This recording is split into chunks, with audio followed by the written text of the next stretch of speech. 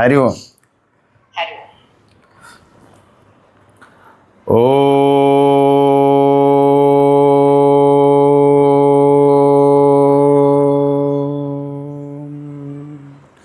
శృతిస్మృతిపురాణానాం ఆలయం కరుణాలయం నమామి భగవత్పాదం శంకరం లోకశంకరం. ఈశ్వరో గురురాత్మేతి మూర్తిభేద విభాగినే వ్యోమవద్వ్యాప్తదేహాయ దక్షిణామూర్తయే నమః. వసుదేవసుతం దేవం కంసచానూరమర్దనం దేవకీ పరమానందం కృష్ణం వందే జగద్గురుం. కృష్ణం వందే జగద్గురుం. ఆత్మస్వరూప బంధుఘన మహాశివరాత్రి పర్వదినం సందర్భంగా ఈ యొక్క భగవద్గీత జ్ఞానం మన శ్రోతలకు, సమాజానికి, ఈ జగత్తుకి ఏ విధంగా దేశకాల పరిస్థితులు మారుతున్నప్పటికీ ఏ విధంగా అది ప్రాక్టికల్గా నిత్య జీవితంలో అన్వయించుకునే విధంగా ఏ విధంగా భగవద్గీత మనకి సహాయం అందిస్తుందనేది ఈ యొక్క సెషన్ యొక్క ముఖ్య ఉద్దేశం. ఎందుకంటే శ్లోకాలు, మంత్రాలు కంఠస్థ పెట్టడము, అవి చెప్పడము, పారాయణలు అవన్నీ అవసరం, వాటి ప్రయోజనం ఉంది. కానీ ఇప్పటివరకు అవి చేసి ఇప్పుడు మనకు కావాల్సింది పండు తినాలి. అంటే చెట్టు నాటడము ఇంపార్టెంట్, చెట్టు నాటడం ఇంపార్టెంటా, పండు కోసుకొని తినడం ఇంపార్టెంట్ అంటే అది ఉంటేనే ఇది ఉంటుంది. కాబట్టి భగవద్గీత అనేది మన యొక్క సనాతన ధర్మం, యావత్తు శాస్త్ర సంగ్రహభూతం ఏదంటే ఉందంటే అది భగవద్గీత. ఎందుకు భగవతః గీత, భగవతా గీత. భగవతా గీత అంటే ఆ భగవంతుని ద్వారా వచ్చినటువంటి, గీత అంటే జ్ఞానము, సాంగు. భగవతః అంటే భగవంతుని యొక్క గీత, భగవంతుని యొక్క సాంగు.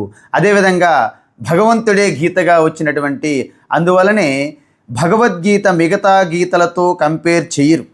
గీత చదువుతున్నాను, గీత అధ్యయనం చేస్తున్నానంటే అది భగవద్గీతనే అందరూ అర్థం చేసుకుంటారు, ఇంక వేరే గీత అని సంశయం లేదు. అయితే భగవద్గీత మనకి ఏమి అందిస్తుంది? భగవద్గీత ఏమి అందిస్తుందంటే వేదము ఏదైతే మనకి అందించిందో అది రెడీమేడ్గా ఒక సంక్షిప్తంగా సారాంశంగా వచ్చినటువంటి ఆ కంప్లీట్ వేదము యొక్క జ్ఞానమే భగవద్గీత. అందుకే భగవద్గీతను మినీ గీత, మినీ వేదము అంటారు. మినీ వేదం అంటే వేదము యొక్క సంక్షిప్తమైనటువంటి సారాంశం ఉన్నటువంటి రూపం ఏదైతే ఉందో అదే భగవద్గీత. మరి వేదం ఏం చెప్తుంది? ప్రత్యక్షానుమిత్యేవ యస్తోపాయో న బుధ్యతే ఏనం విదంతి వేదేన తస్మాత్ వేదస్య వేదథ అన్నారు. అంటే మనకి ఈ వ్యావహారికంగా నామరూపములతో కూడి ఉన్నటువంటి ఈ శబ్దస్పర్శ రూపరస గంధాలతో ఉన్నటువంటి ఈ సమాజము, జగత్తనే మనం చూస్తాము. లేకపోతే లాజిక్, రేషనల్ థింకింగ్, అనుమాన ప్రక్రియ వాడుతాము. ఈ రెండింటిని దాటిన తర్వాత మనకి ఏ సైన్స్, టెక్నాలజీ మనకి సహాయం చేయలేవు. మరి ఈ అనుమానము, ప్రత్యక్షము ఈ రెండింటికి అందనటువంటి అపరోక్షత జ్ఞానం ఏదైతే ఉందో, అంటే ఇమ్మీడియట్ జ్ఞానము, డైరెక్ట్ ఎక్స్పీరియన్స్, అపరోక్షత జ్ఞానం అదేదైతే ఉందో దాన్ని అపౌరుషేయ జ్ఞానం అంటారు. అంటే బుద్ధి నిర్మితము కాకుండా బుద్ధి కంటే అతీతమైనటువంటి, అగోచరము, అగమ్యమైనటువంటి బుద్ధికి ఆ జ్ఞానాన్ని వేదము ద్వారా దర్శించారు ఋషులు కూడా ఒక మాధ్యమాలు. సో ఈ జ్ఞానం ఎందుకు మనకి ఇప్పుడు వచ్చిందంటే ఆ రోజుల్లో మహాభారత యుద్ధం ఇక ఆరంభ సమయంలో ఆ సమాజంలో అత్యంత ఉన్నతమైనటువంటి, ఉత్తీర్ణత పొందినటువంటి, వృద్ధి సాధించినటువంటి అన్ని రంగాల్లో నెంబర్ 1 పర్సన్ అయినటువంటి అర్జునుడు కూడా ఈ జ్ఞానం తెలియకపోవడం వలన ఒక్కసారి బెంబేలెత్తిపోయి భయపడిపోయి ఒక కుప్ప కూలిపోయారు. అంటే ఏంటి? ముందు నేను, నా బంధువులు, నా యొక్క ఈ యొక్క సంబంధాలు ఏవైతే ఉన్నాయో శాశ్వతమైనది అనే ఒక భ్రమలో ఆ రాగం వలన, అటాచ్మెంట్ వలన ఏం కలిగింది? ఆయనకి శోకము కలిగింది. First attachment and it will leads to sorrow.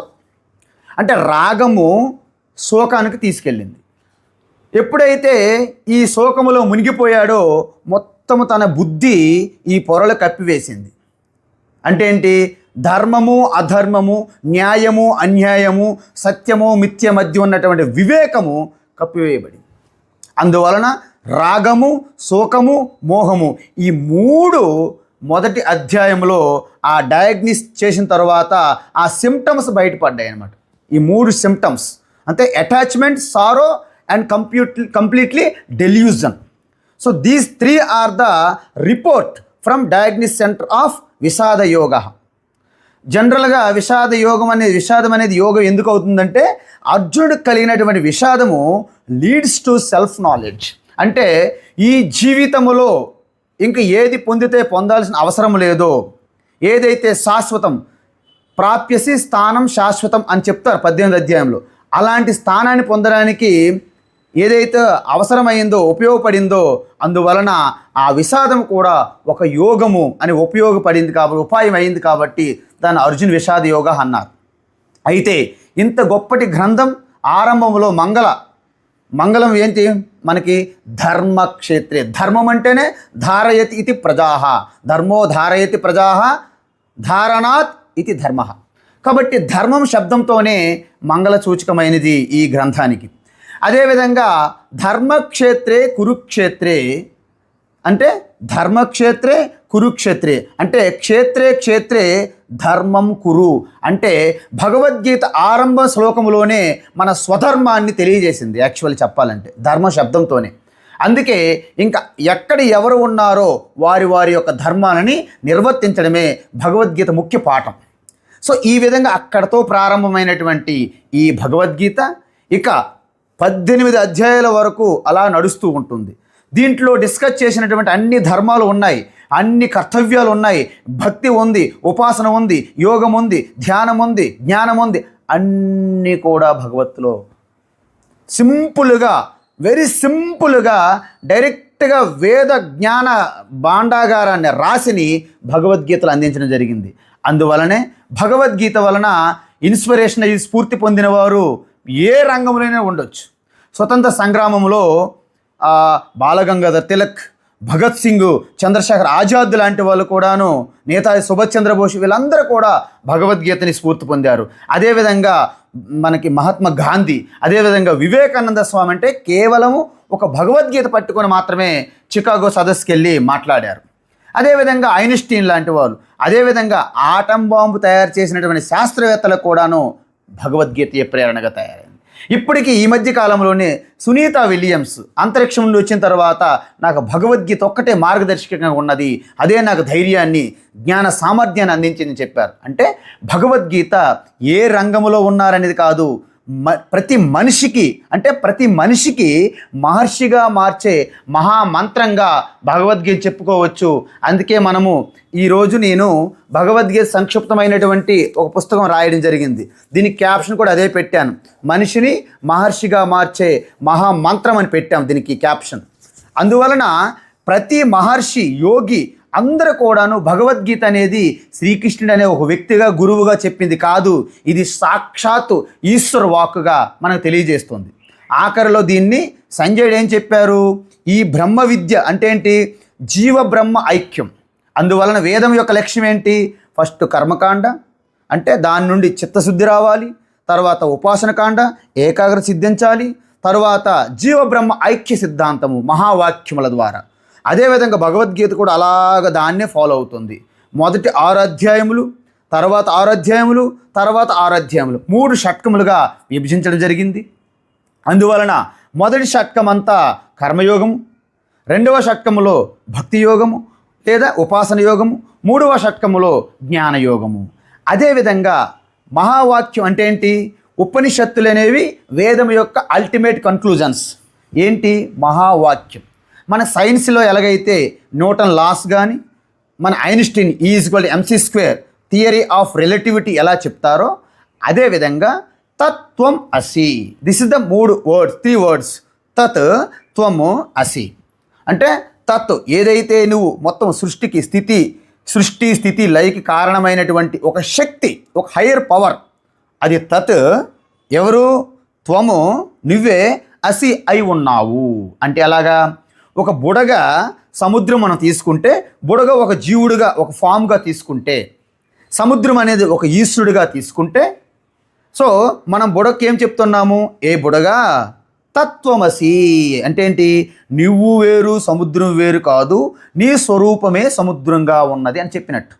ఈ విధంగా మొదటి 6 అధ్యాయములో త్వం పద విచారణ జరుగుతుంది. అంటే ఈ యొక్క జీవుడి యొక్క అల్టిమేట్ సారాంశం, అంటే సారము ఏమిటి అనేది ఎంక్వైరీ చేయడానికి 2వ అధ్యాయం నుండి 6వ అధ్యాయం వరకు అద్భుతమైనటువంటి కర్మయోగ సాధన, అంటే మనిషి యొక్క ప్రతి మానవ ప్రయత్నం యొక్క గొప్పతనం, ఆయన యొక్క స్వరూపం ఏమిటి అనేది యోగం అనేక రకమైన సాధనల ద్వారా మొదటి 6 అధ్యాయాలు తెలియజేయడం జరిగింది.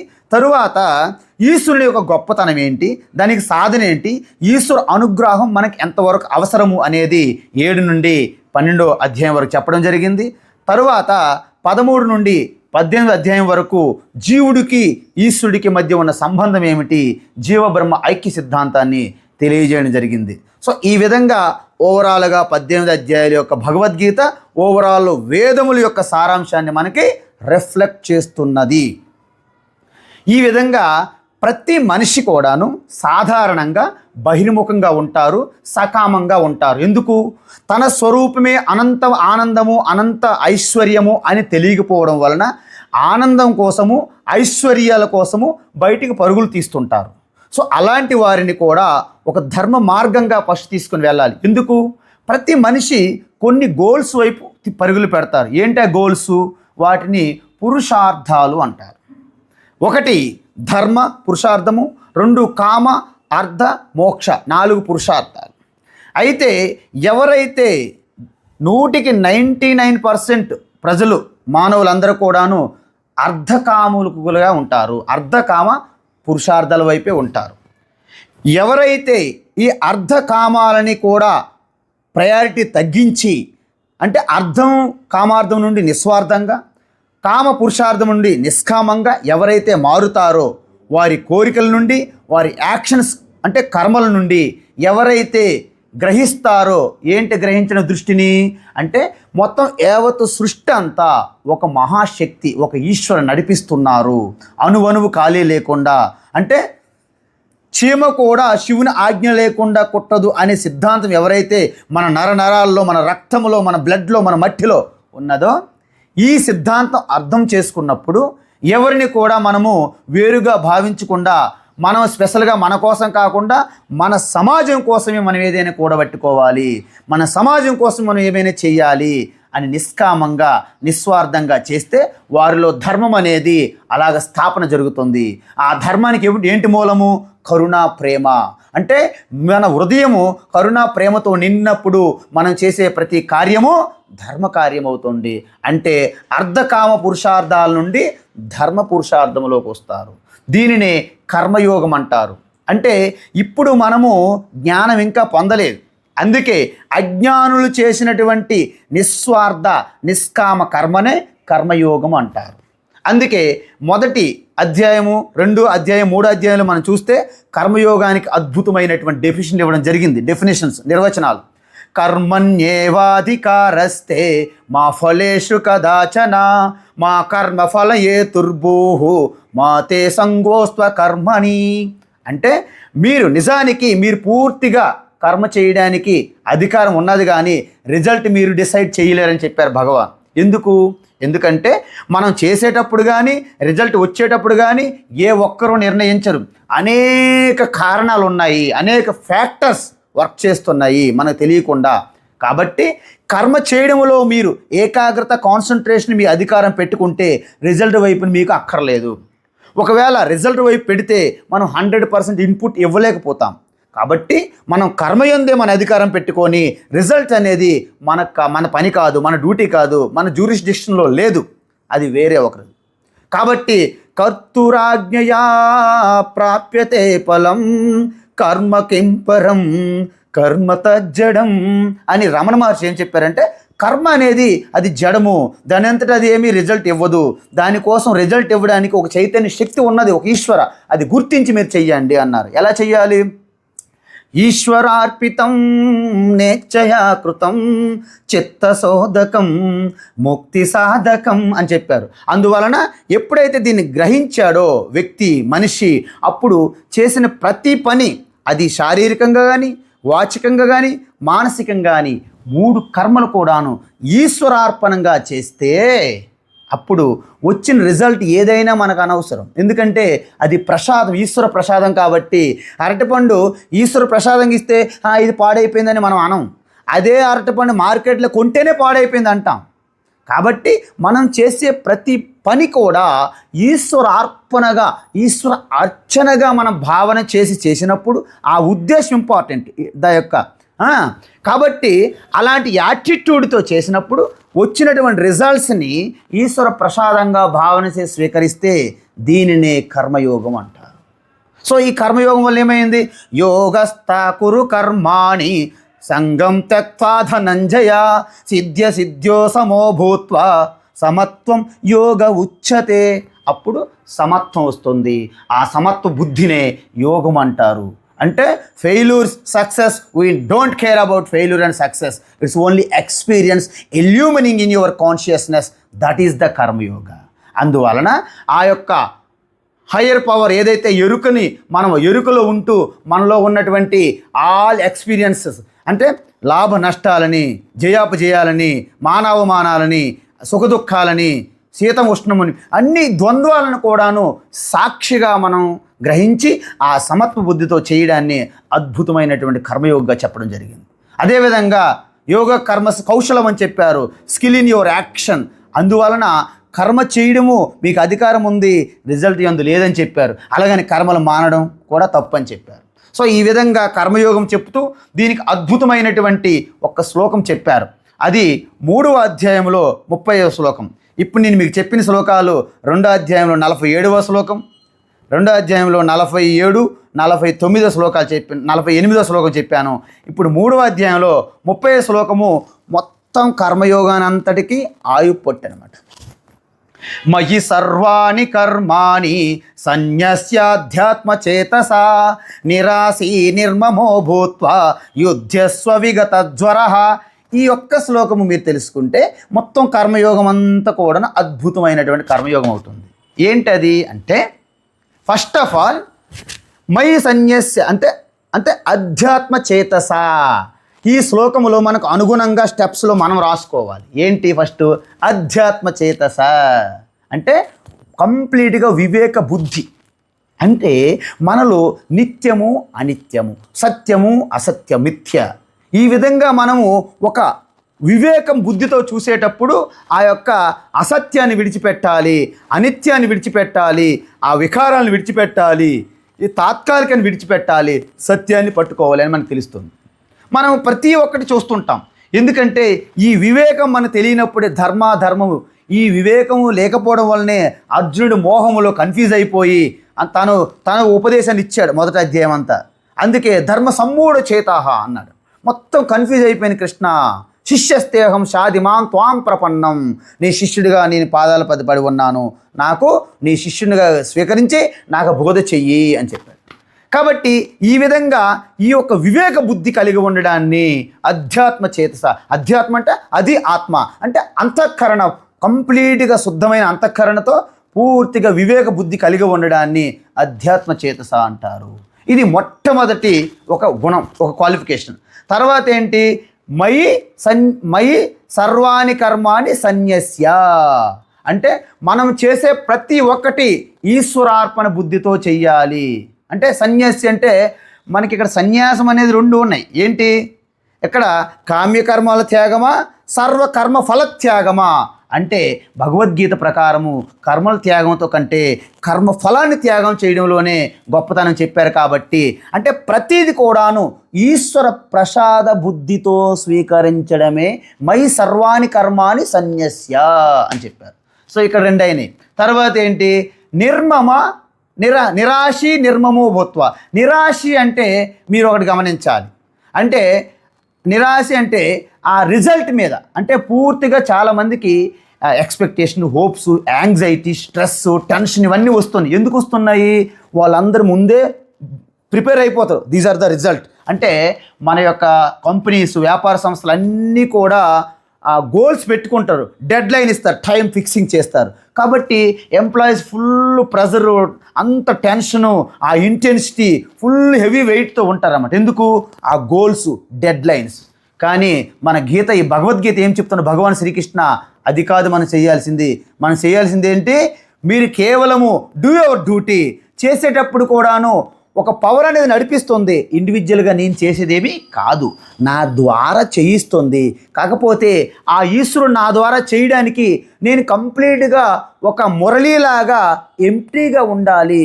నేను ఫుల్గా బియ్యం బస్తాలాగా టైట్గా ఉంటే ఆయన he cannot Singh A divine song through you. So you should be empty mind and open mind. So we need empty, open, pure heart, clarity thought. So this is the requirement when the Bhagavan Sri Krishna sing a divine song through you అని చెప్పారన్నమాట. So అందువలన వనమాలి మురళీధారి గోవర్ధన గిరివరధారి, వనమాలి మురళీధారి గోవర్ధన గిరివరధారి, నిత నిత కరమాకన చోరి గోపి మనహారి. అందువలన ఆ మురళీలో play చేసినప్పుడు ఎలాగైతే మొత్తం అంతా ఎంప్టీగా ఉంటుందో, ఆ నవరంధ్రాలు నవద్వార పురేదేహి నైవ కుర్వన్న కార్యనని ఇంకొస్తుంది తర్వాత. సో కాబట్టి ఈ విధంగా నిరాశి అని కలిగి ఉండాలి. నిర్మమ అంటే ఈ మమకారం, నేను నాది అనే ఒక ఏదైతే సంకుచిత భావం ఉందో దాన్ని విడిచిపెట్టాలి. ఎందుకు? ఈరోజు పెద్ద పెద్ద విశ్వవిఖ్యాతమైనటువంటి స్వాములు, మహాత్ములు, గురువులు కూడా చిన్న చిన్న తప్పిదాలు చేస్తున్నారు. ఎందుకు? ఒక సంకుచితమైన భావం, ఒక ఇన్సెక్యూర్ ప్రాబ్లం. అంటే సెల్ఫ్ ఎలివేషన్ కోసం ఎవరినో ఒకరిని కిందకి తొక్కేయాలి. ఇది ఒక ఇంటెన్షన్ ఉంటుంది అనమాట. జనరల్గా ప్రపంచవ్యాప్తంగా ఉంటుంది. అది కంపెనీస్ వ్యాపారం అవని, అది రిలీజియేషన్ అవని, ఏదైనా కానీ అంటే సెల్ఫ్ ఎలివేషన్ కోసము ఒకరిని తొక్కాలి అనే ఒక భావన ఉండడం కూడా ఇది ఇన్సెక్యూర్ ప్రాబ్లము, ఇది మమకార ప్రాబ్లం. అందుకే మనకి శ్రీకృష్ణు యొక్క ఒక భక్తుడు చెప్తారు, ఏమంటారంటే యశోదమయ్యి భగవాన్ శ్రీకృష్ణుడిని దామోదర కదా ఆయన్ని కట్టివేయడానికి 2 అంగుళాల తాడు ఎప్పుడు సరిపోయేది కాదంట. మళ్ళీ వెళ్ళేది అమ్మగారు, మళ్ళీ తెచ్చి కడితే 2 అంగుళాలు సరిపోయేది. ఏంటో 2 అంగుళాలు అంటే అప్పటికే ఆవిడ అహంకారం మమకారం విడిచిపెట్టలేదంట. సో అలసిపోయి అమ్మగారు ఎప్పుడైతే ఇక సర్వం నీ యొక్క లీల భగవాన్ అని ఎప్పుడైతే ఈశ్వరుని సరెండర్ అయిపోయారో మొత్తం తాడు సరిపోయింది, ఆయనకి ఆ రోకలి కట్టివేసి పడింది. అప్పుడే ఆయన పేరు దామోదర అని పేరు వచ్చింది. సో అందువలన ఈ మమకారం ఇక్కడ చెప్పారంటే అహంకారం కూడా. అంటే మనము ఈ నాగుపాముకి ఎలాగైతే అహంకారం అనే కూరలు తీసిన తర్వాత ఆ కారం పోయిన తర్వాత శుద్ధమైన అహం ఏదైతే ఉందో అదే చిదానంద రూప. కాబట్టి అదే మనకి శంకరుడు మెడలో వేసుకున్నటువంటి నాగుపాము నాగభూషణగా మారిపోతుంది. అహంకారపూరితమైనటువంటి ఈ కూరలు తీసిన తర్వాత నాగభూషణుడు అయిపోతున్నాడు. ఆ నాగభూషణుడు ఏంటి? శాంతం ఆదిశేషుడుగా ఆ భగవానికి పరుపుగా మారిపోతుంది. కాబట్టి అహంకారం పోయిన తర్వాత సాక్షాత్ ఈశ్వరుడే మీకు పూలతో అభిషేకం చేస్తాడంటే ఎటువంటి ఆశ్చర్యం లేదు. ఇది జ్ఞానతత్వంలో మనం ఏం భయపడాల్సిన పని లేదు. నమశివాయ అని మన పూజలు, మన భజనలో ప్రారంభించి శివోహం అని తెలుసుకోవడమే ఈ సనాతన ధర్మం యొక్క అల్టిమేట్ లక్ష్యము, తత్వం. కాబట్టి ఈ విధంగా నిరాశి, నిర్మమో, తర్వాత విగత జ్వర. విగత జ్వర అంటే ఏంటి? జ్వరము అంటే fever. What fever? We have fever. ఫిజికల్గా మనకి హీటు, అందువలన శరీరం హీట్ ఎక్కిపోతుంది జ్వరము. అదేవిధంగా మానసిక జ్వరం కూడా ఉంది. ఏంటి మానసిక జ్వరము? టెన్షను, యాంగ్జైటీ, బీపీలు, ఇవన్నీ ప్రాబ్లమ్స్. ఈ మధ్యకాలం అంతా బీపీలు, షుగర్లు ఎక్కువైపోయి ఆ హార్ట్ స్ట్రెస్, టెన్షన్ల వలన ఎప్పటికప్పుడు నాట్లు వేసుకుని ఎప్పటికప్పుడు బైపాస్ సర్జరీలు ఇవన్నీ ఎందుకు అవసరం అవుతున్నాయి? Because it's intensity of pressure and the anxiety in your mind అనమాట. సో ఇవన్నీ కూడా జ్వరాలు. కాబట్టి give it up everything, just surrender to the Bhagavan. విగత జ్వర. అప్పుడేంటి? యుద్ధస్వంతో ఒక ఫైట్ కాదు, it is a duty. Do your duty, worship of god, worship god in man అని చెప్పారు వివేకానంద స్వామి. సో మానవ సేవయే మాధవ సేవ. మాధవ సేవ అంటే ఎక్కడో టెంపుల్ అనే కాదు, సకల ప్రాణులు అంటే జడ, చేతన, స్థావర, జంగమ సకల సృష్టి అందు కూడాను ఆ సేవాభావం కలిగి ఉండడమే ఈ విగత జ్వర. అందువలన ఈ విధంగా అద్భుతమైన శ్లోకముతో కర్మయోగం ముగిస్తుంది. తర్వాత మీ అందరికీ తెలుసు, తర్వాత 7 నుండి 12వ అధ్యాయం వరకు అద్భుతమైనటువంటి భక్తి యోగం. అందులో ముఖ్యమైన శ్లోకం చాలా ఉంటాయి. అనన్యాశ్చింతయంతో మా ఏ జనా పర్యుపాసతే తేషాం నిత్యాభియుక్తానాం యోగక్షేమం వహామ్యహం. అంటే ఇప్పుడు అద్భుతమైనటువంటి ఈ యొక్క భక్తి యోగంలో ఏం చెప్పారు? మనకు డౌట్ వస్తుంది. వహామ్యహం అంటే సాక్షాత్ భగవానే మన యొక్క యోగక్షేమాలు మోస్తారు, హెల్ప్ చేయడం కాదు. ఇక్కడ he will take care everything. అంటే ఎలాగైతే మనము కొన్ని ఫంక్షన్స్కి మనం ఆల్రెడీ కొంతమందికి ఇచ్చేస్తుంటాం అన్నమాట, మీరు చేయండి మేము ఎంటర్ బాబు మేము చేయలేమండి అని. ఈ విధంగా ఈ క్యాటరింగ్కి ఎలాగైతే మనం ఇచ్చేస్తామో ఆ విధంగా మన యోగక్షేమాలన్నీ ఆయన తీసుకుంటాడు అంటారు. కొంతమంది నమ్మరు. అయితే మీరు ఒకటి గమనించండి, నిజానికి భగవద్గీత అనేది ఒకరు రాసిన పుస్తకం కాదు, ఇది సాక్షాత్ ఈశ్వరుడి ముఖం నుండి వచ్చింది. అందువలన కొంతమంది మహాత్ములు కూడా ఆరంభంలో నమ్మలేదు. జగన్నాథ్ మిశ్రా అని ఒడిశాలో ఉంటారు, ఆయన నమ్మకపోవడం వలన యోగక్షేమం దదామ్యహం అని పెట్టారు. దదామ్యం అని పెడితే ఏమైంది? ఆ తర్వాత ఆయన బయటికి వెళ్ళి వచ్చారు. ఈలోగా అమ్మవారికి రేషన్ అని తీసుకొని రావాలి. ఒక పిల్లవాడు తన తలపై తీసుకొని వచ్చాడు అన్ని పండ్లు కూరగాయలు మొత్తం. అయితే తన నుదుటి పైన రక్తం అలాగ గీసి ఉన్నదనమాట, ఒక ఇనుముతో ఇలాగ చీల్చినట్టు. ఆ అమ్మగారు అడుగుతారు, ఎవరు నాయనంటే మీ భర్త గారే చేశారమ్మ అంటారు. ఎంత అన్యాయం చేశాడని ఆ తల్లి మహాతల్లి కోపాగ్నికి జ్వాలతో రగిలిపోతుంది. ఇంతలోగే ఈవినింగు ఆ యొక్క జగన్నాథ్ మిశ్ర వస్తే, ఏం చేశారా బాలుడు, మీరు అంత పని చేశారంటే నేనేం చేయడం ఏంటి అంటారు, నువ్వే చేసావంట అంటారు. వెంటనే జగన్నాథ్ మిశ్ర కూర్చొని ఆలోచిస్తే, ఓహో ఉదయం పూట నేను భగవాన్ చెప్పినటువంటి వాక్యాన్ని నేను మిస్ఇంటర్ప్రిటేషన్ చేశాను కాబట్టి అది యోగక్షేమం దదామ్యం కాదు వహామ్యం కరెక్ట్ అని ఆయన సరిచేశారు. అదేవిధంగా ఎన్నో ఎగ్జాంపుల్స్ ఉన్నాయి ఈ విధంగా. తులసీదాస్ ఒకసారి కాశీ వచ్చినప్పుడంట, ఒకసారి ఆయన పెద్ద రామచరిత మానస రాశారు, అద్భుతమైనటువంటి వ్యాఖ్యలు చేశారు, ప్రవచనాలు ఇచ్చారు, మొత్తం అవధ భాషలో ఫేమస్ అయ్యారు అప్పుడు. కాబట్టి ఆయన దర్శనార్థము ఎంతోమంది జమీందారులు, ల్యాండ్ లార్డ్స్, రాజులు లాంటి వాళ్ళు ఎన్నో సంపదలు అనేకం ఆయనకి ఇచ్చేశారనమాట. సో అందరూ కూడా దొంగలు ఎవరైతే ఉన్నారో చుట్టూ వారణాసిలో ఈ తులసీదాస్ ఇంట్లో పడి దోచుకోవాలని ప్రణాళిక వేశారన్నమాట, స్కెచ్ ప్లాన్ వేశారన్నమాట. అయితే ఇక రాత్రిపూట తులసీదాస్కి ఏముంటుంది, ఉంటే ఉన్నాయి లేకపోతే లేవు, ఆయనకేం ప్రాబ్లం లేదు. కానీ ఎప్పుడైతే ఇక చీకటి పడిందో అక్కడ ఇద్దరు బాలకులు ధనుసులు పట్టుకొని సరిగ్గా ద్వారం దగ్గర కాల్చి ఉన్నారంట. దొంగలు ఏ సమయాన్ని వచ్చినా ఇద్దరు రెడీగా ఉన్నారంట బాణాలు పట్టుకొని. వాళ్ళు రాత్రి అంతా ప్రయత్నించి మార్నింగ్ వచ్చి తులసీదాస్ దగ్గరికి వచ్చి, మహారాజ్ మీరు ఇద్దరు కుర్రోళ్ళని ఇక్కడ అపాయింట్ చేశారా మీకు ద్వారపాలకులుగా అన్నారు. ఎవరా కుర్రోలు? ఇద్దరు, ఒకరు బ్లూ కలర్గా ఉన్నారు, ఒకటి వైట్గా ఫెయిర్గా ఉన్నారు, ఇద్దరు ధనసలు పెట్టుకుని రెడీగా ఉన్నారన్న. అప్పుడు తులసీదాస్కి అర్థమైందంట, అబ్బో ఎంత పొరపాటు జరిగిపోయింది, నా ఈ అనవసరమైనటువంటి తాత్కాలికమైనటువంటి అనిత్యమైనటువంటి ఈ వస్తువులు ద్రవ్యాల కోసము నా భగవాన్ అంత సమయం నా కోసం వెచ్చించున్నాడా, ఇక లాభం లేదని చెప్పేసి తన దగ్గర ఉన్న సామాగ్రి మొత్తం కాశీలో ఉన్న పేదవాళ్ళందరికీ పంచిపెట్టేశాడండి. దీని అర్థం ఏంటి అంటే, మనం నిజంగా భగవంతుడి యందుంటే యోగక్షేమాలు ఆయనే చూసుకుంటారు. అయితే చాలామంది డౌటు, స్వామీజీ యోగక్షేమం అంటే యోగాసనాలు ఈ క్షేమాలంటే మనం లెటర్లు రాస్తాం ఇవన్నీ ఆయన చూసుకుంటాడా అంటే అది కాదు.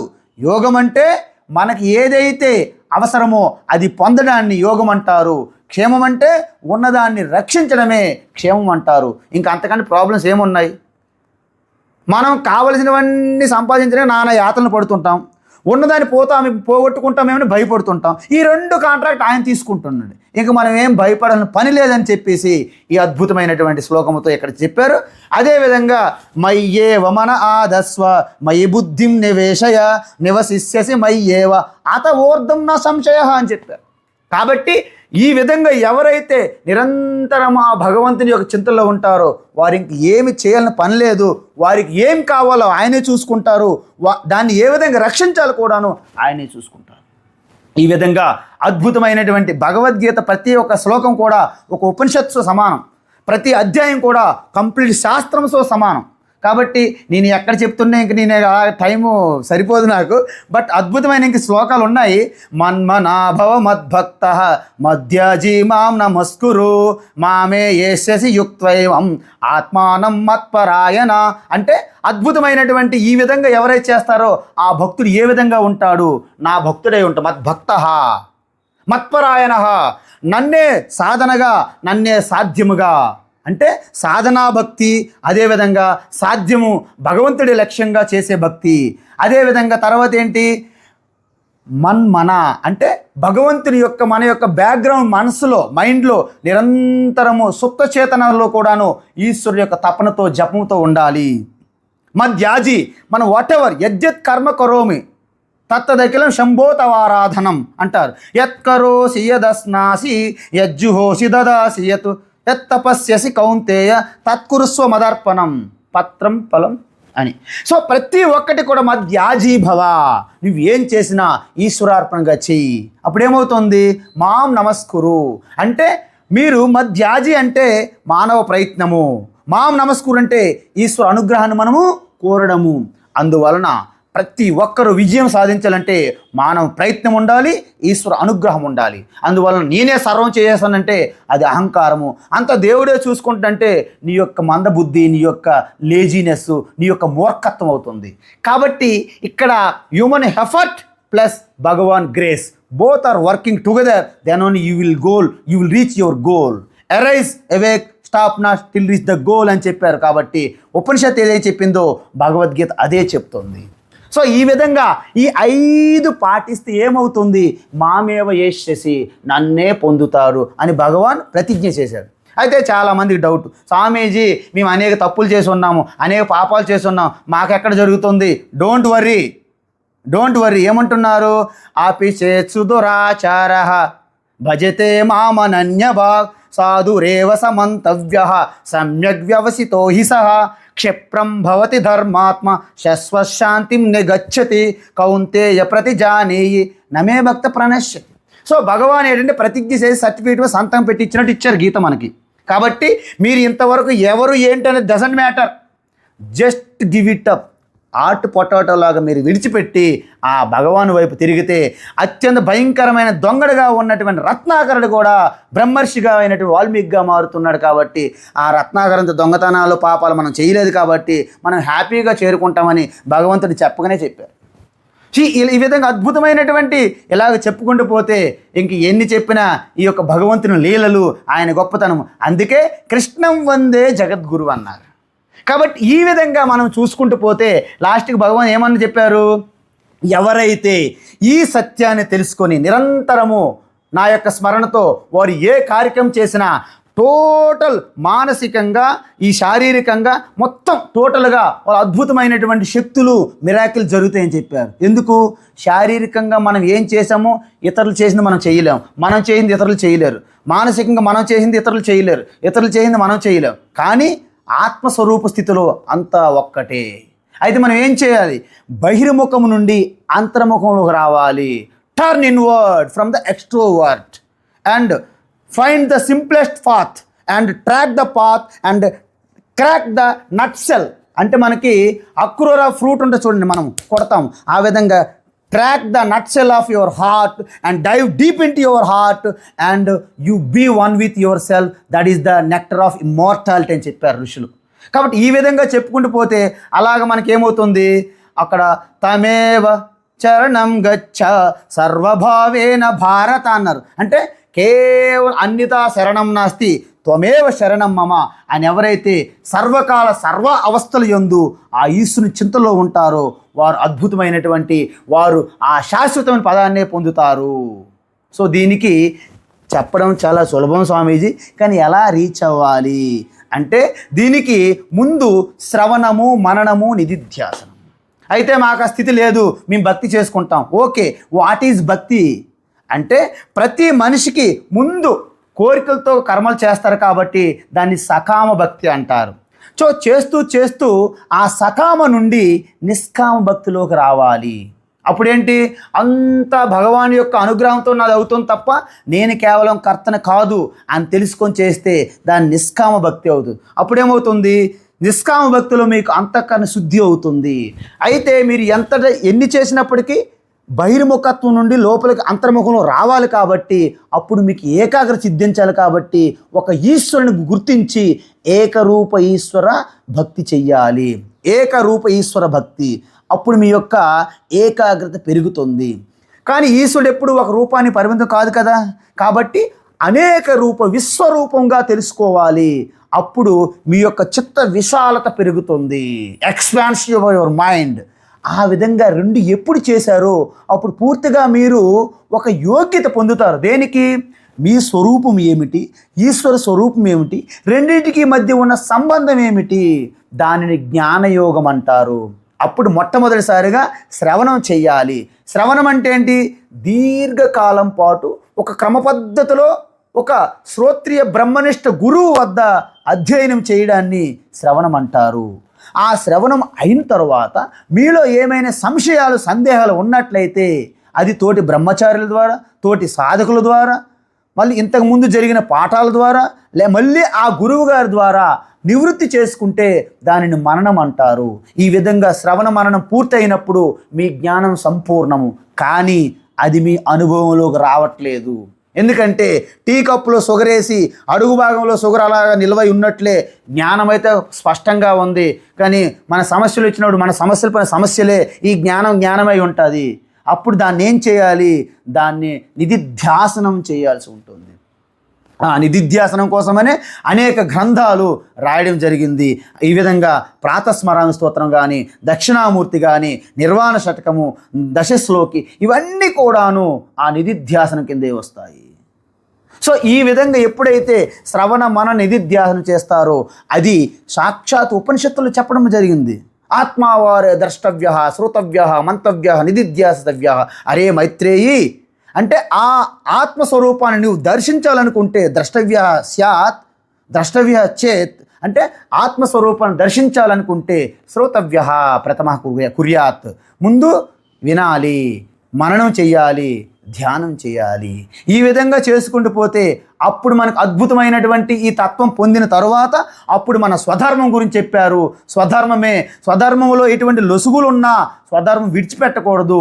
ఆచరించడానికి అనువుగా సుఖంగా ఉన్నప్పటికీ పరధర్మ ప్రవేశం చెయ్యొద్దని కూడా చెప్పారు. స్వధర్మములో ఆఖరికి మరణించినప్పటికీ కూడా అది నీకు శ్రేయస్సే కలుగుతుంది, కానీ పరధర్మం అనేది భయంకరమైనది చెప్పారు. ఈ విధంగా చెప్పుకుంటూ మనస్సు గురించి, కంట్రోల్ గురించి అర్జునుడికి కష్టమైనప్పుడు చంచలం విమన కృష్ణ ప్రమాద్ బలవదృఢం తస్యాహం నిగ్రహం మన్యే వాయోరవసు దుష్కరం అని చెప్పారు. అప్పుడు దాన్ని అభ్యాస వైరాగ్యం ద్వారా చేయొచ్చని కూడా భగవాన్ చెప్పారు. ఈ విధంగా చేస్తే ఆ వ్యక్తి ఒక స్థితప్రజ్ఞుడిగా, ఒక గుణాతీతుడుగా, ఒక పరాభక్తుడుగా, అద్భుతమైన యోగిగా మారుతాడని భగవంతుడు మనకు హామీ ఇవ్వడం జరిగింది. ఈ విధంగా అద్భుతమైనటువంటి ఈ భగవద్గీత ఇక ఆఖరిలో భగవాన్ ఎప్పుడు కూడా మన మీద రుద్దలేదు. అర్జునుడికి ఏమన్నారు?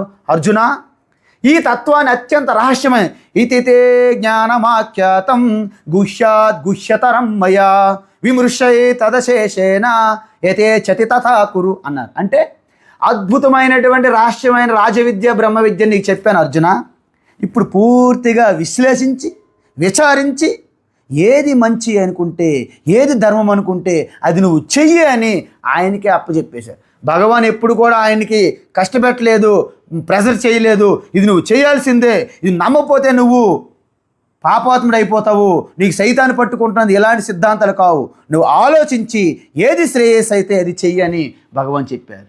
అప్పటికి కూడా కచ్చిదే తశ్రుతం పార్త త్వయైకాగ్రేణ చేతస కచ్చిత జ్ఞాన సమ్మోహ ప్రణస్తస్తే ధనంజయ. హే అర్జున, నేను చెప్పింది ఏకాగ్రతతో విన్నావా? వింటే నీ అజ్ఞానం ద్వారా వచ్చినటువంటి మోహం అంతా పూర్తిగా నశించిందా అని భగవంతుడు అడిగితే అప్పుడు అర్జునుడి యొక్క సమాధానం ఎలా ఉంటుందంటే, నష్టో మోహ స్మృతిర్లబ్ధ త్వత్ప్రసాదాన్మయాచ్యుత స్థితోస్మి గత సందేహ కరిష్యే వచనం తవ. అందువలన కృష్ణ, నా యొక్క అజ్ఞానం నుండి పుట్టిన మోహం పూర్తిగా మూలాలతో పాటు నాశనం అయిపోయింది. కాబట్టి కృష్ణ, ఇప్పుడు నేను సిద్ధంగా ఉన్నాను, నాకు కర్తృత్వం లేదు, భోక్తృత్వం లేదు.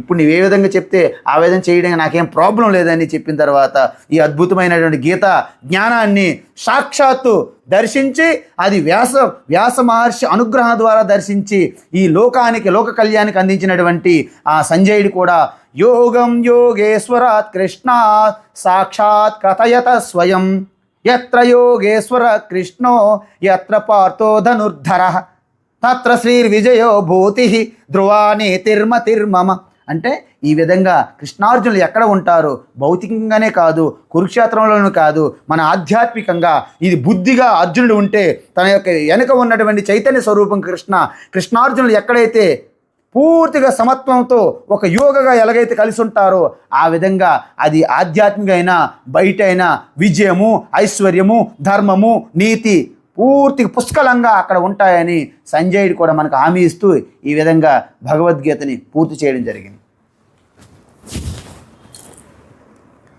సో అద్భుతమైనటువంటి ఇప్పుడు మీకు అంతా కూడాను ఓవరాల్గా ఒక భగవద్గీత ఒక పిక్చర్ ఇచ్చాను. ఇప్పుడు ఎవరైనా దీనికి ప్రశ్నలు అడగవచ్చు, లేకపోతే మరి కొంచెం ఎక్స్పాండ్ చేస్తానమాట వివరణాత్మకంగా. ఎందుకంటే 1వ అధ్యాయం నుండి 3 షట్కాలు ఒక ఓవర్ వ్యూ అని మనం చూసాం. ఎందుకంటే రేపటి క్లాస్ ఉంది కాబట్టి రేపు కొంచెం డెప్త్గా చెప్పొచ్చు అని ఈవేళ ఓవరాల్ గీత గురించి మాట్లాడాను. ఇంకేమైనా సలహాలు ఉంటే నాకు చెప్పొచ్చు.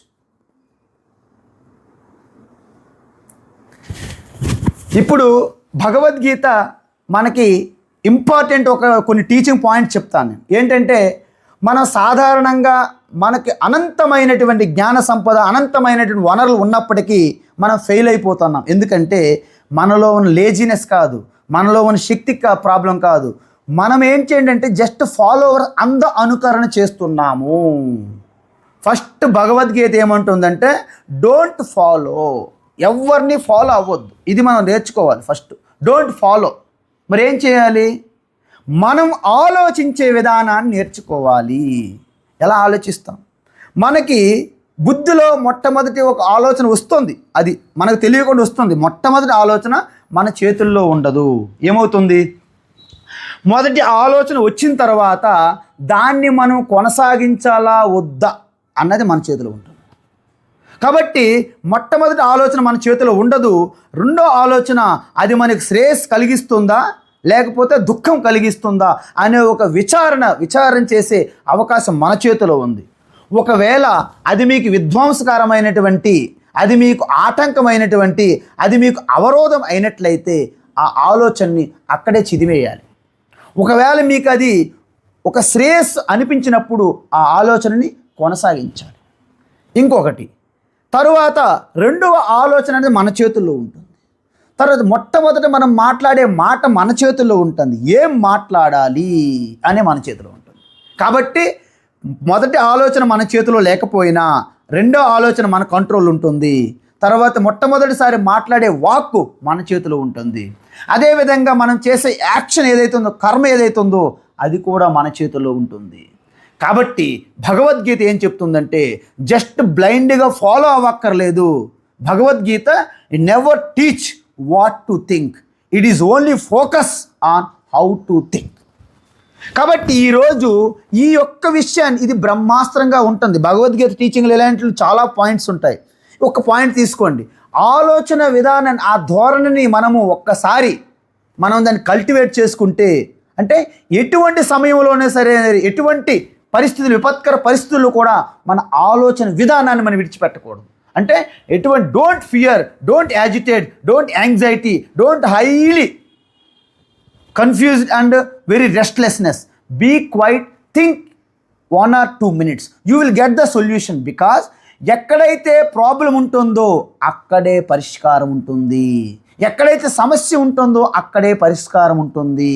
అంటే రూపాయికి ఒక 2 సైడ్లు, కాయిన్కి 2 సైడ్లు ఉన్నట్టుగా పరిష్కారము సమస్య కలిసే ఉంటాయి. కానీ మన ఫోకస్ ఎప్పుడైతే సమస్య వైపు ఉంటుందో మనం పరిష్కారాన్ని మనము కోల్పోతాము. కాబట్టి where there problem arises there itself solution is there. అందుకే you are the problem, you are the solution అని మహాత్ములు మనకు చెప్తారు. సో ఇది ఇంపార్టెంట్. తరువాత భగవద్గీత ఏమంటుందంటే మనందరికీ కూడా కొన్ని రెస్పాన్సిబిలిటీస్ కోసమే ఈ శరీరాలు మనకు వచ్చాయి. శరీరం మనం తెచ్చుకుంది కాదు, ఇది ఈశ్వరుడు అనుగ్రహంతో వచ్చింది. ఇది ఒక ప్రారబ్ధ కర్మ. అయితే మనకి ఈ సృష్టిలో కొన్ని కార్యాలు మనం చేయగలిగినవి ఉంటాయి, మనం మార్చే శక్తి మనలో ఉంటుంది. మనం ఐడెంటిఫై చేయాలి, దేన్ని మనం మార్చగలము అని ఐడెంటిఫై చేయాలి. దానికి వివేక బుద్ధి కావాలి.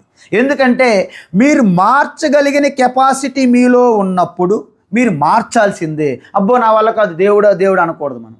ఎందుకంటే గాలిలో దీపం పెట్టి దేవుడు అనడం వల్ల లాభం లేదు, అది ఉండదు. మీరు ఏ దేవుడు అన్నా అది ఉండదు, ఎందుకంటే గాలి ఎక్కువగా ఉంది కాబట్టి. ఆ విధంగా మనం ఏవైతే మార్చగలమో వాటిని మార్చాల్సిందే.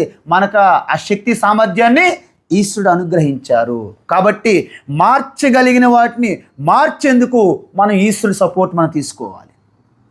అదేవిధంగా ఏవైతే మార్చలేని కొన్ని ఉంటాయి. మీ ఎక్స్పీరియన్స్ కానీ, మీ చుట్టూ ఉన్న పరిస్థితులు కానీ, మీ చుట్టూ ఉన్న వ్యక్తులు కానీ, మీకు వచ్చే ఆలోచనలు కానీ, ఏవైనా కొన్నింటిని మీరు మార్చలేని పరిస్థితులు మీకు ఎదురైనప్పుడు వాటిని తట్టుకొని అంగీకరించే, యాక్సెప్టెన్స్ చేసే, స్వీకరించే ధైర్యాన్ని, బలాన్ని ఇవ్వమని ఈశ్వరుని మనం ప్రార్థించాలి.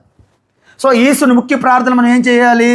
ఏదైతే నేను మార్చగలనో మార్చేందుకు శక్తి ఈశ్వరా నాకు ప్రసాదించు.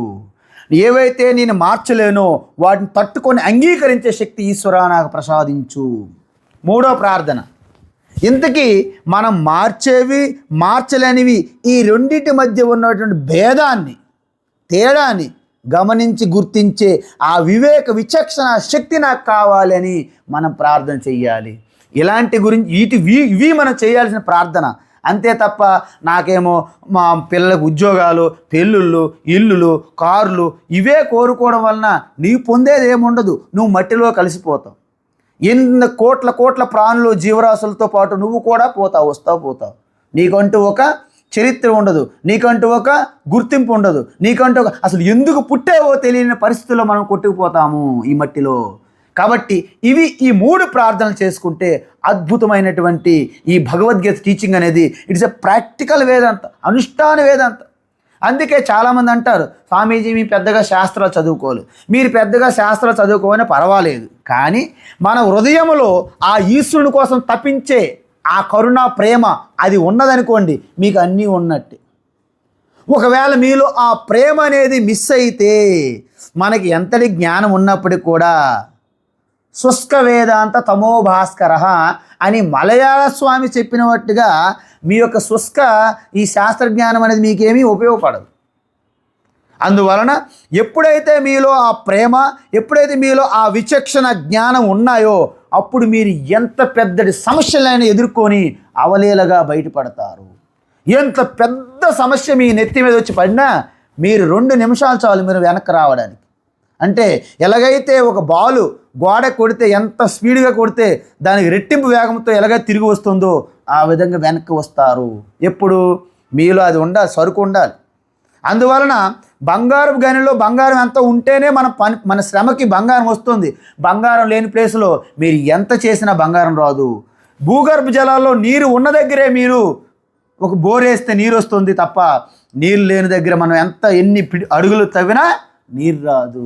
కాబట్టి ముందుగా మన హృదయస్థములో ప్రేమను నింపుకున్నప్పుడే మనం చదువుకున్న శాస్త్రాలకు కూడా, మనం విన్నటువంటి ఆ యొక్క శ్రవణ మన నిధిధ్యాసలు, ఈ సాధనలకు కూడా ఒక గుర్తింపు, ఒక ప్రయోజనం సిద్ధిస్తుంది. అందుకే మనకి ఉద్యమేన సిద్ధ్యంతి నకార్యాన్ని మనోరథై అన్నారు. అంటే ఉద్యమేన సిద్ధ్యంతే. అందువలన ప్రతి ఒక్కరూ అలా కూర్చొని అలా ఊహాలోకాలు, మనోరథాలు చేయడం వల్ల ఎటువంటి లాభం లేదు. నహి సుప్తస్య సింహస్య ప్రవిశంతి ముఖే మృగాహ అన్నారు. అంటే ఎంతటి గొప్ప సింహమైనా అలాగ నోరు తెరుచుకొని తన గుహలో ఉంటే ఏ జంతువు తన వద్దకు రావు. సింహమైనా వేటాడడానికి వెళ్ళాల్సిందే. అదేవిధంగా ప్రతి ఒక్కరూ కూడాను తన యొక్క కర్తవ్యాన్ని, తన డ్యూటీని చేయకుండా అవి నిర్లక్ష్యం చేస్తే ఏ భక్తి పేరు మీద తప్పించుకోవడం కాదు, గురువుల పేరు మీద తప్పించుకోవడం కాదు. ప్రతి ఒక్కరూ వారి ఉన్న స్థానాన్ని బట్టి, వారికి ఉన్నటువంటి కర్తవ్యాన్ని బట్టి నిర్వర్తించాలి. అదేవిధంగా నిస్వార్థంగా, నిష్కామంగా ఈ కర్తవ్యాన్ని చేయాల్సి ఉంటుంది. అప్పుడే, ఎందుకంటే మనం ఒక్కటి గుర్తించగలం, మన చుట్టూ ఉన్న పరిస్థితుల్ని, మన చుట్టూ ఉన్న మనుషుల్ని, పోలీసుల్ని, కోర్టుల్ని అందరినీ మ్యానిపులేట్ చేయగలం. కానీ you cannot manipulate your inner consciousness. ఆత్మసాక్షిని ఎవడు మార్చలేడు.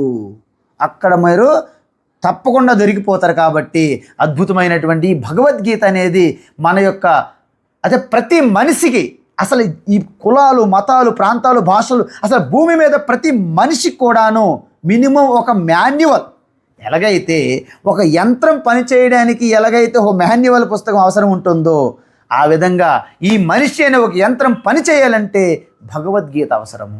భగవద్గీత లేకుండా ఏ శాస్త్రము లేదు. ప్రతి శాస్త్రం యొక్క సారాంశం కూడా భగవద్గీతలో ఉంది. భగవద్గీత ఒక్క శ్లోకము నుండి ఈ 700 శ్లోకాలు, 701 శ్లోకం. ఇందులో అనేక కన్ఫ్యూజన్లు ఉంటాయి, కానీ ఇవన్నీ పక్కన పెట్టి ప్రతి అధ్యాయంలో కూడాను భగవద్గీత తత్వానంతటి తెలియజేసే తత్వం భగవద్గీతలో ఉంది. ఉదాహరణకి మీకు 10వ అధ్యాయంలో 8, 9, 10, 11 4 శ్లోకాలు ఉన్నాయి. ఈ 4 శ్లోకాలు కనుక మీరు పట్టుకుంటే మొత్తం భగవద్గీత తత్వం అంతా కూడా మీకు దొరుకుతుంది. అదే ఎన్ని శ్లోకాలని చెప్పగలను నేను.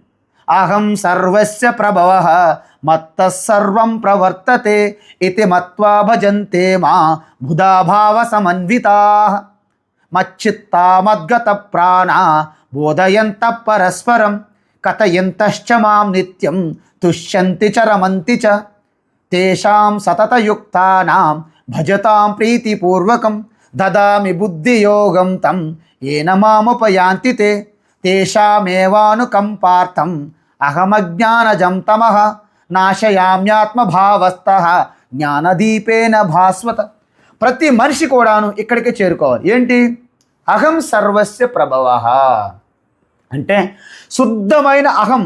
అంటే వాస్తవానికి మన స్వరూపమే మోక్షము, మన స్వరూపమే పరమాత్మ. ఆత్మ పరమాత్మ వేరు కాదు. నెయ్యి శుద్ధమైన నెయ్యి లాంటిది. శుద్ధమైన నెయ్యి అన్న ఒకటే. కాకపోతే నెయ్యికి ఎప్పుడైతే మనం అనేక రకాల మలినాలు కల్పిస్తే మలినం అయిపోయింది తప్ప నెయ్యి అనే శుద్ధమైన నెయ్యి పెద్ద తేడా లేదు. ఆత్మ అనే పరమాత్మ పెద్ద తేడా లేదు. పరమాన్ని పెట్టుకున్న మన గౌరవార్థం. కాబట్టి అహం సర్వస్య అంటే హృదయ కుహర మధ్యే కేవల బ్రహ్మ మాత్రం అహం అహం ఇది ఆత్మరూపేణ సాక్షాత్ భాతి అని చెప్పారు రమణ మహర్షి. కాబట్టి మన శుద్ధమైన అహంకి అనేక పంచకోశాలు కలిపి ఉన్నాయి. ఈ 3 అవస్థలకి సాక్షిగా చూస్తుంది. జాగ్రత్త, స్వప్న, సుషుప్తి. అన్నమయ, ప్రాణమయ, మనోమయ, విజ్ఞాన, ఆనందమయ కోశాలన్నిటికీ సాక్షిభూతంగా ఉన్నది. వీటన్నిటిలో కలిసే ఉన్నది. వీటన్నిటికంటే వేరుగా లేదు. అందుకే 3 అవస్థలు చెప్పి 4వ అవస్థ తురీయం అంటారు. 4వ అవస్థ కాదు అది.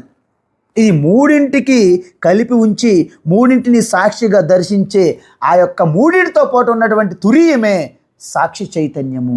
అది ఎవరో కాదు, ఆత్మస్వరూపమే. అదే శుద్ధమైన అహమాత్మ గుడాకేశ సర్వభూతాశయ స్థిత. కాబట్టి ఆ శుద్ధమైన అహం పరమాత్మ కృష్ణ, అది గమనించాలి. అంతే తప్ప కేవలము శ్రీకృష్ణ రూపంగా మనము పరిమితం చెయ్యకూడదు. అవజానంతి మా మూఢా మానుషిం తనుమాశ్రితం పరంభావమజానంత మమ భూతమహేశ్వరం. భగవాన్ మనకి మొట్టికాయలు పెట్టాడు. మీరెవరైతే పాపము ఇలాగా వంకరగా కూర్చొని ఈ మురళి పట్టుకొని ఉన్నటువంటి నెమల పెంచం పెట్టుకొని ఏది వైజయంతి మాల ఇదంతా తులసి మాలలు వేసుకొని ఇవి పెట్టుకున్నామని కేవలం అదే కృష్ణ కాదు. నేను సకల ప్రాణుల యందు హృదయస్థములో చైతన్య స్వరూపంగా ఉన్నాను అని తెలుసుకోండి అని ఆయన 2 సార్లు మనకి చెప్పారు గీతలో. 7వ అధ్యాయంలోను 9వ అధ్యాయం. సో ఈ విధంగా పూర్తిగా భగవాన్ అంటే అహం సర్వస్య ప్రభవః మత్త సర్వం ప్రవర్తతే, నా వలనే అంత నడుస్తూ ఉన్నది. ఇతి మత్వ, ఈ విధంగా ఎవరైతే తెలుసుకుంటారో ముదా భావ సమన్విత, నిరంతర భగవానుతో అనుసంధానమై ఉంటారు. ఎందుకు? ఆయనకంటే వేరే ఏది ఉంటే కదా. మత్త పరతరం నాణ్యతు కించిదస్తి ధనంజయ మయి సర్వమిదం ప్రోతం సూత్రే మణిగణా ఇవ.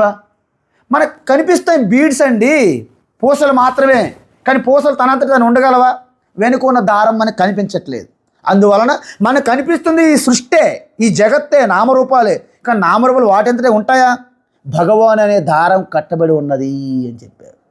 సో ఈ విధంగా మచ్చిత్త మద్గత ప్రాణ బోధయంత పరస్పరం కథయంతచ్చు మాం నిత్యం తుష్యంతి చరమంతి చ. సో ఈ విధంగా నిరంతరం భగవాన్ యందే పూర్తిగా మీ యొక్క త్రికరణ శుద్ధితో సర్వం భగవాన్ అంత నడిపిస్తున్నాడు. అంటే ప్రహ్లాదుడిలాగా అన్నం తింటూ నీళ్లు తాగుతూ పడుకొని నడుస్తూ సర్వకాల సర్వ అవస్థల యందు భగవంతుని చింతన చేసేవాళ్ళు మచ్యుత్త మద్గత ప్రాణాహ బోధయంత పరస్పరం. ఆ భగవాన్ యొక్క లీలలు, శక్తి సామర్థ్యాలు, జ్ఞానబోధ ఇవన్నీ కూడా తన కోసం అలా నిరంతరం ఎవరైతే ఇలాగా ఈ సంభాషణ చేసుకుని ఆనందంగా రమిస్తూ ఉంటారో తేషామేవానుకంప వాళ్ళు ఎలాంటి వాళ్ళు నిత్య నిరంతరము తేషాం సతతయుక్తాన భజత ప్రీతిపూర్వకం అని చెప్పారు. కానీ మనం ఏమంటాము, ముందు భయపెట్టేస్తున్నాం. మన ధర్మంలో ఒక పెద్ద ఘోరం జరిగింది. నేరాల ఘోరాలు ఏంటంటే భయాల్ని వాళ్ళకి ఎక్కువ పెంచుతున్నాము, అజ్ఞాన కోరికలు పెంచుతున్నాము. కాబట్టి ఇక్కడే వాళ్ళు అలా తిరుగుతున్నారు, లోపలికి వెళ్ళట్లేదు. తేషాం సతతయుక్తాన భజితాం ప్రీతిపూర్వకం అని చెప్పారు. ప్రీతిపూర్వకం అంటే భగవాన్ అంటే ప్రేమతో ఆలింగనం చేసుకునే విధంగా సకల సృష్టి భగవాన్ అయి ఉన్నారు కాబట్టి ఏ రూపాన్ని చూసినా దేన్ని టచ్ చేసినా భగవాన్ అనే ఒక ప్రేమతో ప్రీతితో భజించేయమన్నారు, పూజించమన్నారు, సేవ చేయమన్నారు. అంతే తప్ప భయంతో కాదు. అలాంటి వారికి ఏమవుతుంది, దదామి బుద్ధి యోగం తం ఏన మాముపయాంతితే.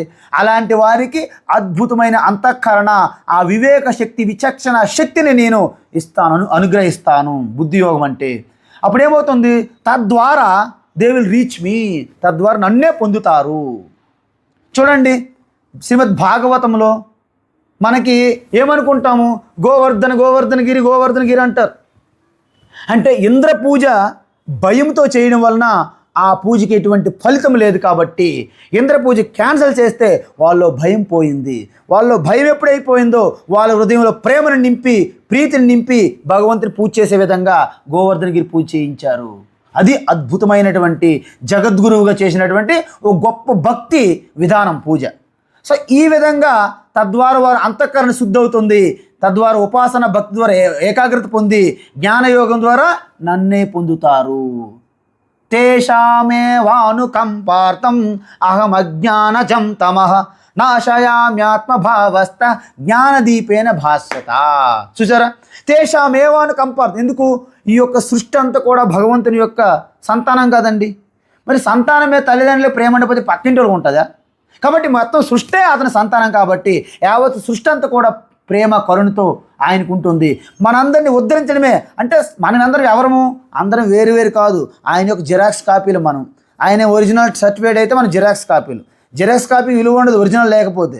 సో ఒరిజినల్ ఉంటేనే జిరాక్స్ విలువ ఉంటుంది. కాబట్టి ఆ విషయాన్ని మనం గమనించాలి. ఎప్పుడు మనలో ఉన్నటువంటి అజ్ఞానం పూర్తిగా నశించినప్పుడు తన ఆత్మజ్యోతిగా ఒక్కసారి ప్రకాశిస్తుంది. జ్ఞానదీపేన భాస్వత. కాబట్టి ఈ విధంగా అద్భుతమైనటువంటి భగవద్గీత, ఆ యొక్క జ్ఞానామృతము మన అందరం ఒకసారి డిస్కస్ చేసుకునే అవకాశం వచ్చింది. కాబట్టి రేపటి క్లాసులో మళ్ళీ కలుద్దాం. రేపు మీకు ఎటువంటి సంశయాలు, ప్రశ్నలు ఉన్నా మీరు అడగవలసిందిగా మీ అందరికీ నేను ఒకసారి విన్నవించుకుంటున్నాను. హరి ఓం. ఓం శ్రీ గురుభ్యో నమః. హరి ఓం.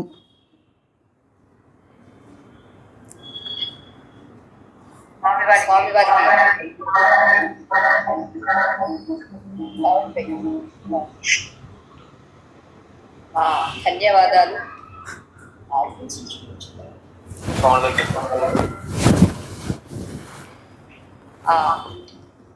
మీకు ఇక్కడ శ్రోతలు, ప్రేక్షకులు, శ్రోతలే కాదు ప్రేక్షకులు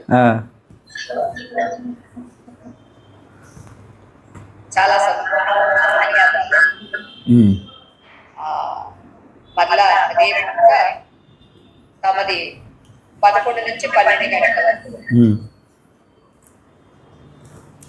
ఓకే అమ్మా. అంటే కొంచెం ఇవాళ సెట్టింగ్స్ లో కొంచెం ఇబ్బంది అయ్యింది. మీరు ఆడియన్స్